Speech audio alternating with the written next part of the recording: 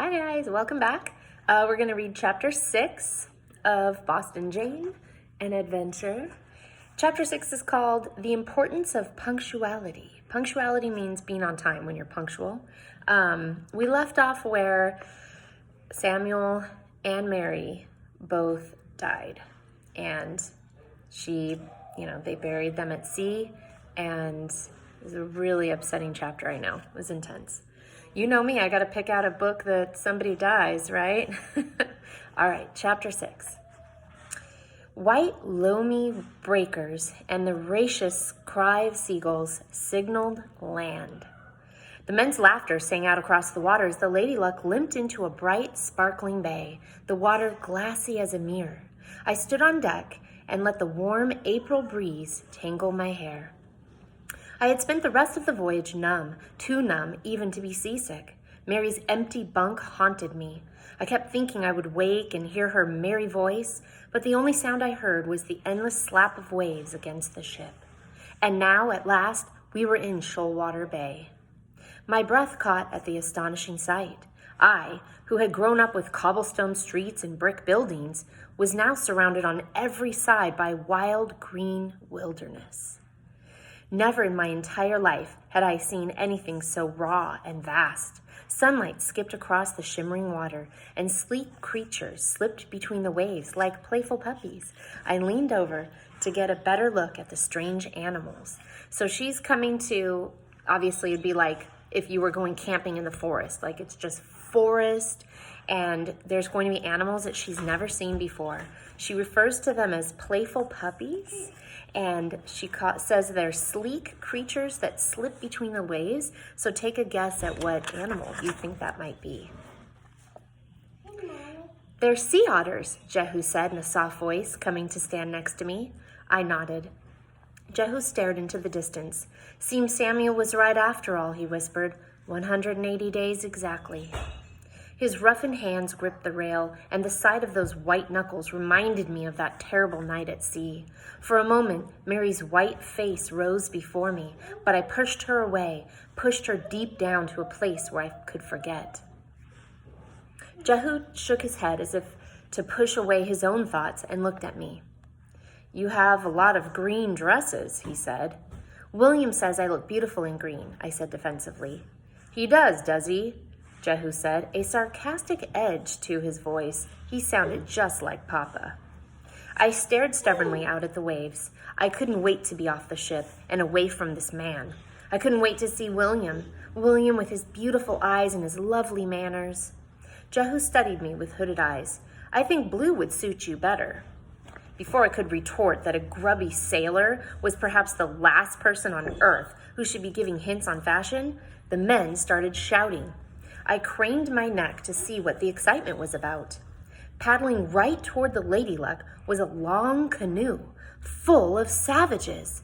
Now remember, they're calling the Native Americans savages because they don't understand them. She doesn't know them. She's never seen one before. She doesn't, she's like, oh my gosh, so she's kind of scared. The canoe was sleek as a bird, cutting through the water as cleanly as a knife through pie. Such good figurative language. Like you can picture how a knife goes through the pie, just nice and smooth. So the canoe, the Native Americans were very, very skilled at building canoes. So they would build them, really strongly, and they would slice right through the water. A stout man wearing a shaggy white mustache, sporting a shaggy white mustache and beard sat in the middle of the canoe and waved madly. Ho there, the man called as the canoe pulled alongside the Lady Luck, bobbing in the waves. Capital day, is it not? Hi, sweetheart. Mommy's reading a book. I couldn't take my eyes off the savages. Their complexions were coppery, and they had broad noses. So their skin tone is a copper color. She's never seen anyone with that skin tone. And their noses were broad, means wide, so they had wide noses. But strangest of all, the front of their foreheads appeared, flattened.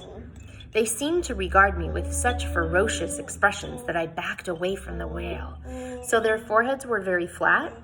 The reason behind that was when they were babies, the mothers would put them on their back, kind of how we have those backpacks for babies. They were kind of, the first to invent it. So they would strapped their forehead down like this so that they were against a board on their back. So then they just had the baby back there. And then they could do all their work, and the baby was just back there. So that smashing of the forehead, though, as infants, made their head form in a flat way. Are you going to listen to the story?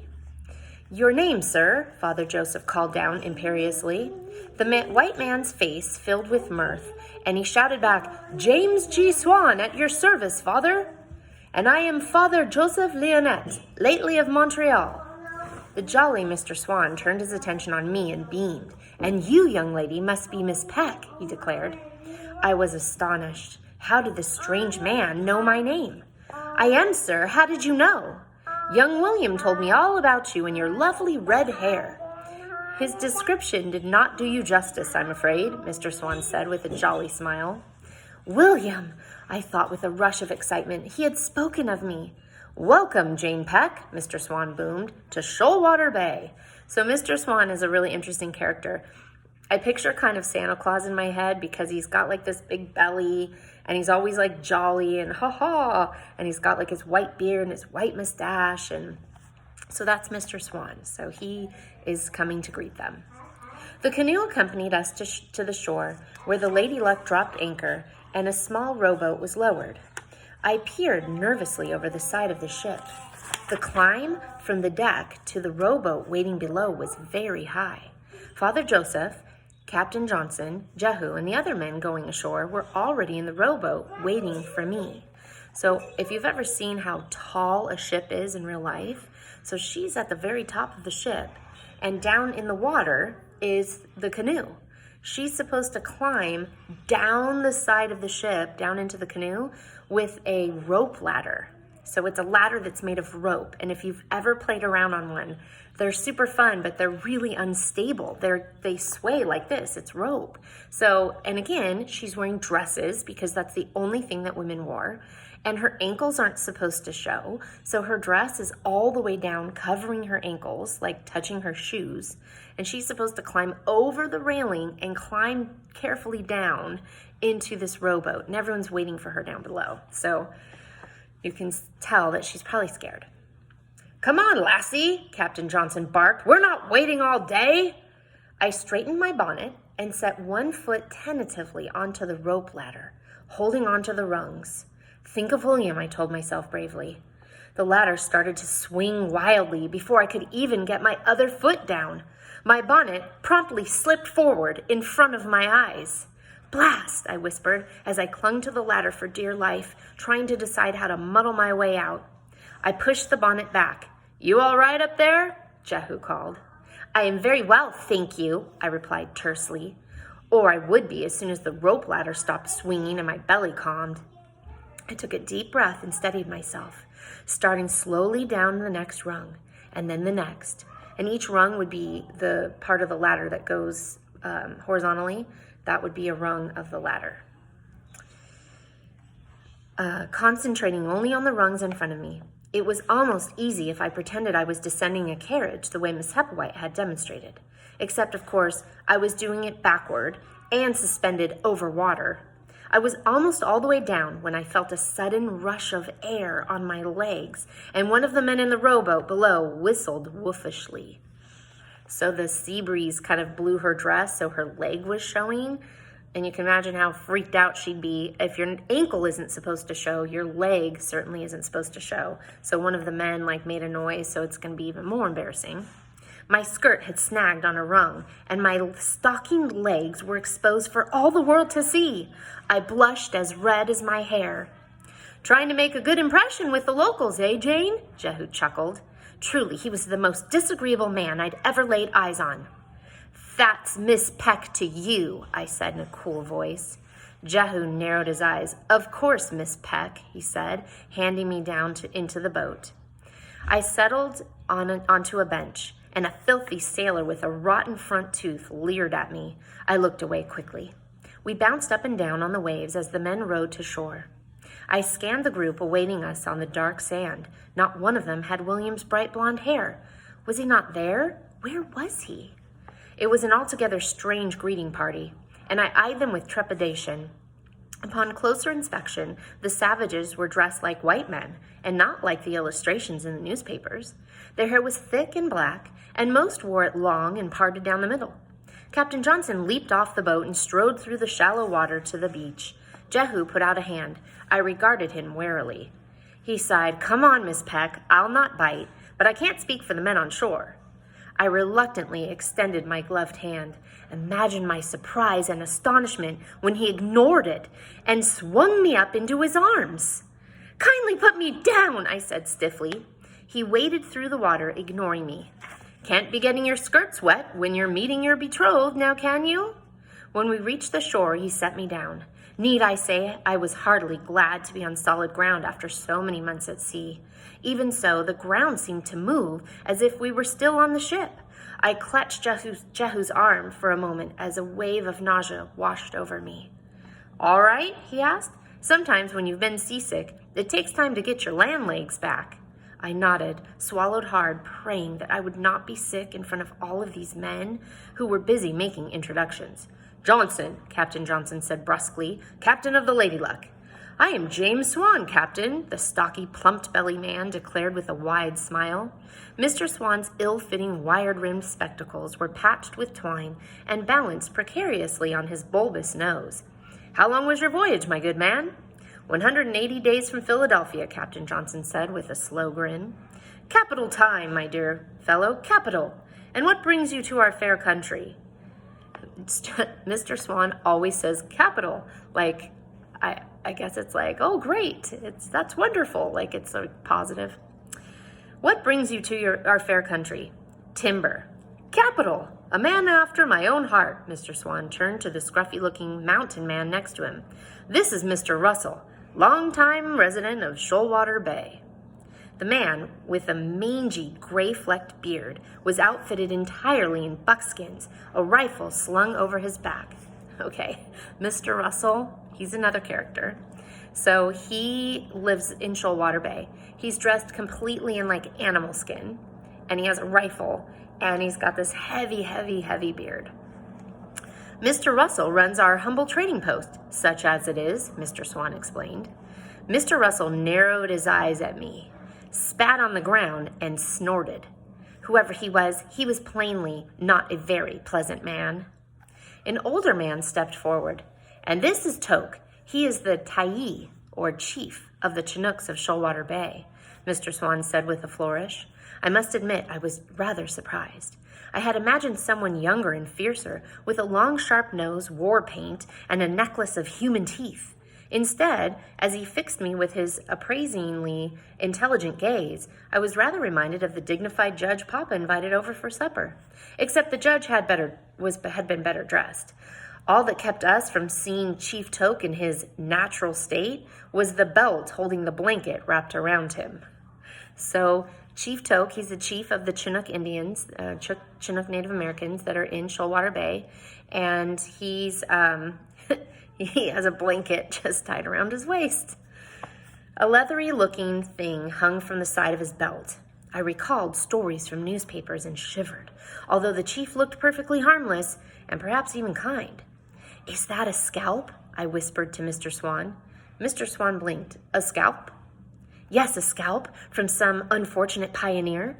"It's the sole of an old shoe," Mr. Russell grunted. "I beg your pardon?" Chief Toke fingered the leather. "A shoe. He likes to carry it around. Used to be mine." Mr. Russell spit a wad of tobacco, and it barely missed my toe. It seemed that the loathsome habits of the states had been carried to the frontier. "I see," I said, although I clearly did not. So Chief Toke has his blanket tied around his waist with the sole of the shoe is the bottom of the shoe, so it would be leather, hanging from his belt because he liked the shoe. "Mr. Russell is a great friend of the Toke's people," Mr. Swan said, as if this explained everything. "Right," Captain Johnson said. "Well, this here is my first mate, Jehu Scudder. This is Father Joseph, and the girl is Jane Peck." "It is a pleasure to meet you, Mr. Scudder, Father," Mr. Swan said, shaking the men's hands firmly. He smiled when he reached me. "It is indeed a surprise to see you, Miss Peck, although I dare say I feel as if I already know you. William spoke of often about you." A surprise to see me? I asked. And where was William? Mr. Swan had already turned away and was deep in conversation with the chief. King George Tillicum, Mr. Swan said, pointing to Captain Johnson. Chief Tope nodded gravely. Boston Tillicum, Mr. Swan gestured to me, Jane Peck.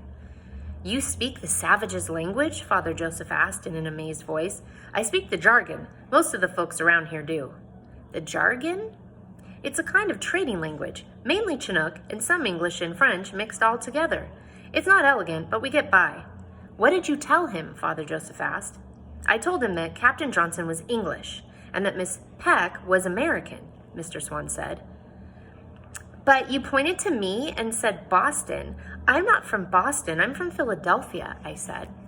The first ships that came from the States were from Boston, so now the Indians call all Americans Boston Tillicum, Boston people. They call the British King George Tillicum on account of King George. Mr. Swan, what did you mean when you said you were surprised to see me?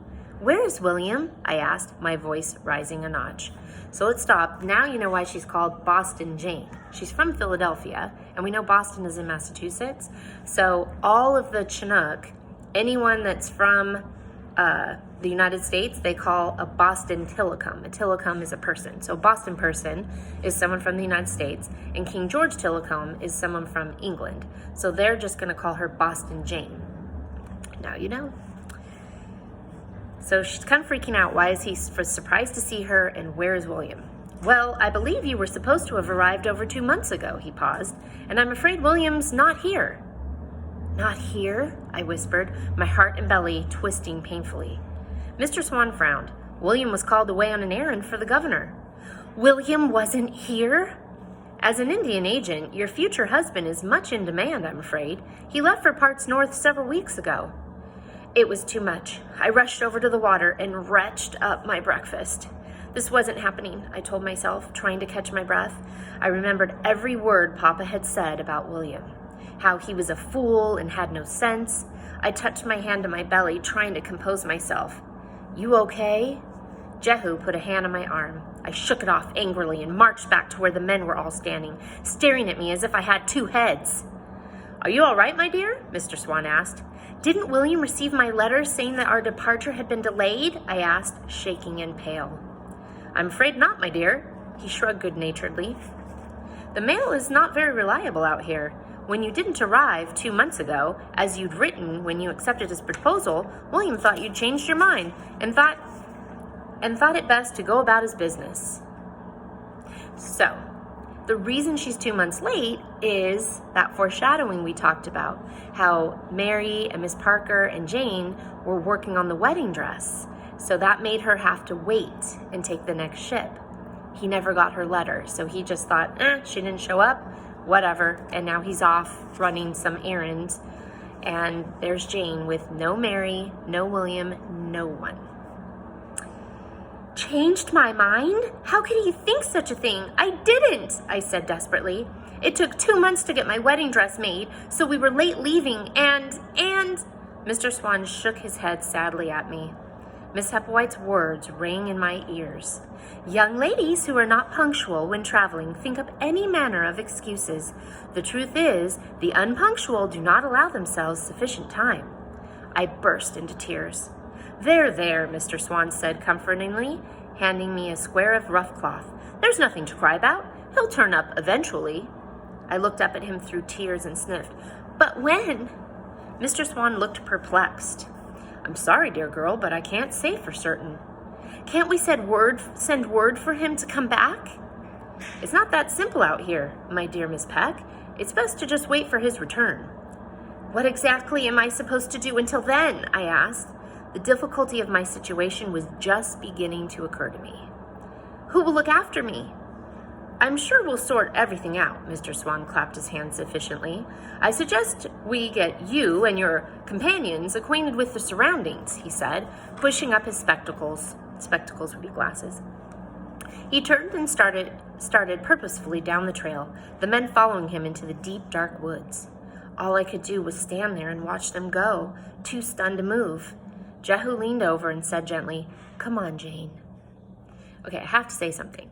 I feel like Jehu's always trying to be nice to her. He teases her a little bit, but he's like, puts his hand on her shoulder. Are you okay? Come on. And she's so mean to him. I mean, I don't know if you guys see that too.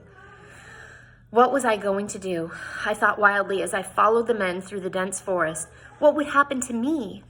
This wilderness bore no resemblance to the familiar woods of Pennsylvania. The very trees were different, so massive that they reached the sky. The ferns grew huge and lush and spidery. Everywhere, strange birds cried and fluttered. So they would be in like the redwood forest. If you've ever seen a redwood tree, they're remarkable. They're massive and tall, completely different than what she's seen. I've never seen trees this tall, Father Joseph said in awe. Yes, Father, Mr. Swan called back. They are peculiar to this region. They are most wondrous, are they not? Wondrous to chop down, Captain Johnson said, a gleam in his eye. The trail emptied into a wide clearing, at the center of which a solitary, shabby-looking log cabin was situated. A group of savages congregated in front of it. I froze when I caught sight of the women. I couldn't believe my eyes. Most of the women were wearing ordinary dresses of calico. Calico is like a flower print.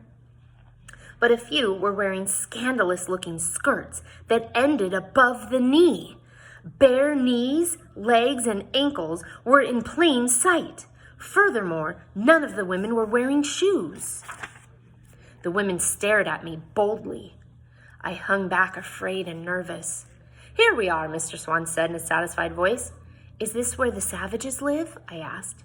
Mr. Swan looked confused. No, this is Mr. Russell's cabin and our humble home. It doubles as our trading post as well. Toke's Lodge is a stone's throw away, just down that stream. He pointed to a stream that ran alongside the encampment. But I couldn't take my eyes from the strange sight in front of me. One of the savage women had tied a baby's head between a board and a sort of padded cradle and secured it with a length of fabric, squeezing the infant's forehead. No doubt this was how they acquired their flattened foreheads. I tugged on Mr. Swan's hand. Yes, my dear? Mr. Swan, I whispered, she's torturing that infant. The infant in question was fast asleep. Mr. Swan winked. The babe looks well enough to me. He started toward the cabin. I looked about me, but there were no other lodgings to be seen. Perhaps William's house was farther down the path, or in another area entirely. Mr. Swan, I called politely. Yes, Miss Peck? Could you please direct me to William's house? Mr. Swan wrinkled his nose, and his spectacles slid a little lower down his face. William's house? Yes. Well, I'm rather afraid. He cleared his throat. I'm rather afraid William has no house of his own, my dear. What? I asked, my voice wavering. He has always stayed with us in the cabin, he said simply. I could hardly believe my ears.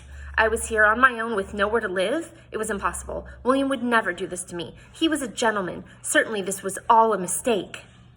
But surely there are other houses in the settlement, I faltered. Mr. Swan shifted uncomfortably. Miss Peck, I'm afraid the cabin is the settlement. I thought William had told you. Are there no other houses at all? Mr. Russell narrowed his eyes at me and spat a wad of tobacco, nearly missing my skirt. Well, gal, I reckon you've come to the wrong place if you're expecting bricks and steps. But William wrote that he'd arranged for comfortable accommodations, I said desperately, reciting William's words by heart. Mr. Swan scratched his beard thoughtfully. Well, Mr. Russell's cabin is very pleasant, marvelously warm when the cold wind blows off the bay. He turned and started toward the cabin again. I felt faint. William was missing. Mary was dead. Papa was far away. And here I was in the middle of the wilderness with no place to stay. As I looked around anxiously, another realization struck home. Mr. Swan, I called. Yes, Miss Peck? Where are the other women? Why, Miss Peck, Mr. Swan said, pushing his spectacles up. They're right in front of you. He pointed to the group of savages. I meant the other ladies, I clarified. Oh, he said. I'm afraid there aren't any others. You're the only one. I swear I heard Sally Biddle laughing at me all the way back in Philadelphia. So, it's just her and Mr. Swan. the friendly, jolly, Santa Clausy guy, Mr. Russell, who's like, just kind of gross, and this cabin, and that's it. And then you have all the Native Americans that live in their, little Native American village up the stream.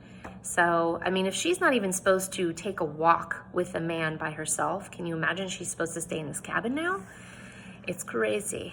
All right, I hope you enjoyed that chapter, and I will see you next time for chapter 7. Thanks for joining.